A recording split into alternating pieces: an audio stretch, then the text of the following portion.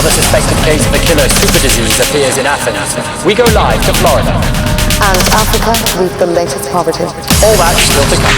But first, a reminder of everything you've heard so far. Stay with us for that. All that still to come. But first, a reminder of everything you've heard so far. Stay with us for that. But first, coming up next, stay with us for that. But first, coming up next, stay with us for that. But first, coming up next.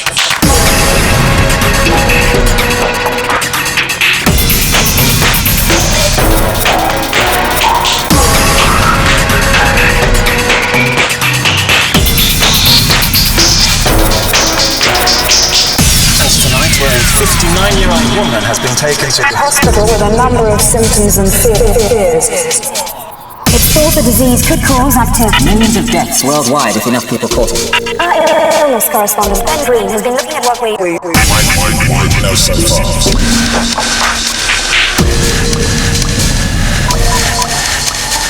The existence of so-called tomato flu, or NFI to give it its full acronym, was first suspected back in 2004 when a worker on a tomato farm in the Philippines complained of feeling unwell before being taken to hospital and pronounced dead. Ever since then, scientists have been trying to establish a link between the tomatoes on that particular farm and anything that might cause death. In other words, the so-called smoking tomato. Here's what we know so far. When I tell you that psychologists have discovered a natural law which is the very foundation of all personal successes. I tell you, psychologists have discovered a natural law which is the very foundation of all personal successes. Believe the mind can achieve. Whatever the mind can conceive and believe, the mind can achieve. Whatever the mind can conceive and believe, the mind can achieve. Regardless of how many times you may have failed in the past, or how lofty your aims and hopes may be.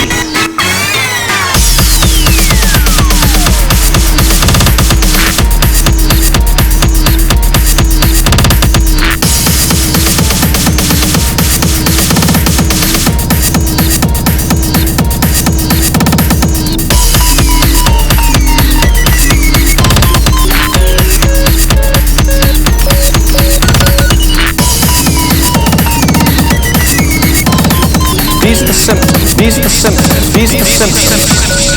Medical experts tell us we should be on the lookout for. If you have any of these symptoms, you should contact a doctor immediately. Hot or cold sweats. Hot or cold aches. Sweaty achiness. Runny or sweaty or achy nose. Tiredness. A sense of slight confusion. Blinking. Passing water. And of course, in extreme cases, death.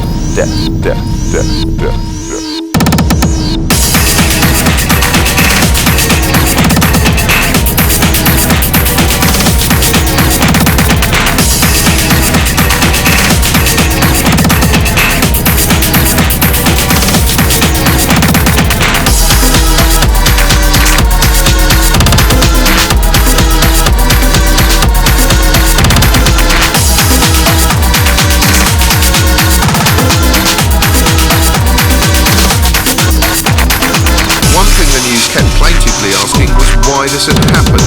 One thing the news kept plaintively asking was why this had happened. One thing the news kept plaintively asking was why. Well, if you want to know why not ask a forensic psychiatrist? We've had 20 years of mass murders, throughout which I have repeatedly told CNN and our other media, if you don't want to propagate more mass murders, don't start the story with sirens blaring. Do everything you can not to make body count the lead story. Do localize this story to the affected community and make it as boring as possible in every other market. Because every time we have intense saturation coverage of a mass murder, we expect to see one or two more within a week.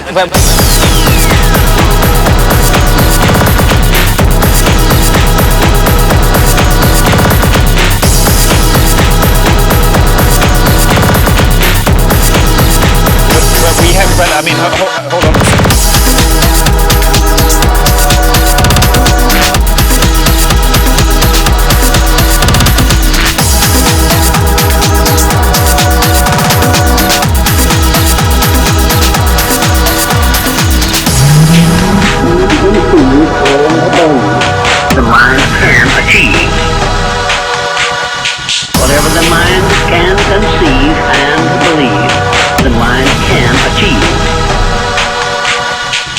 summary then, not only does bad news always trump good news, but that bad news might itself actually help create more bad news.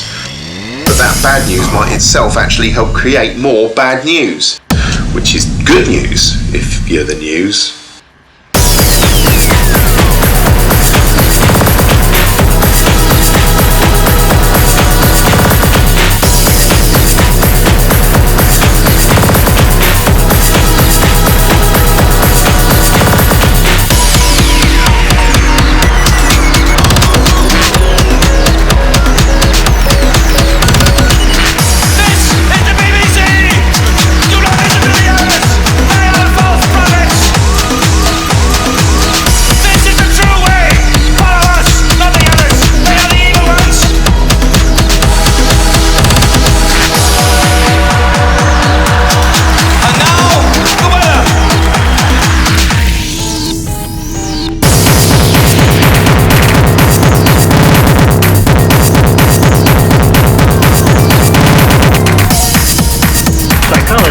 Discovered a natural law which is the very foundation of all personal successes.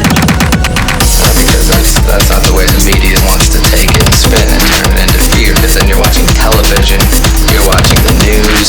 Because that's not the way the media wants to take it and spin and turn it into fear. Because then you're watching television, you're watching the news. Because that's not the way the media wants to take it and spin and turn it into fear. Because then you're watching television, you're watching the news. You're being pumped full of fear. There's floods, there's AIDS, there's murder. Cut to commercial.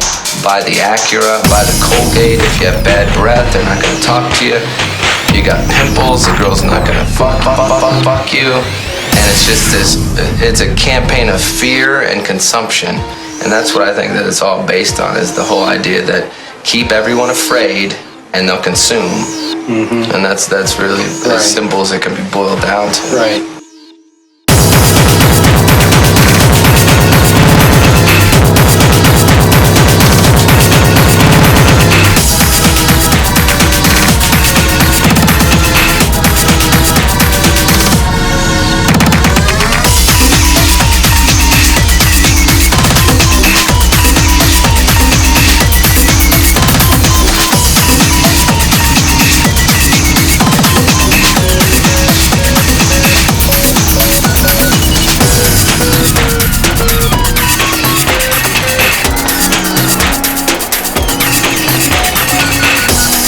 Moral of the story, yeah.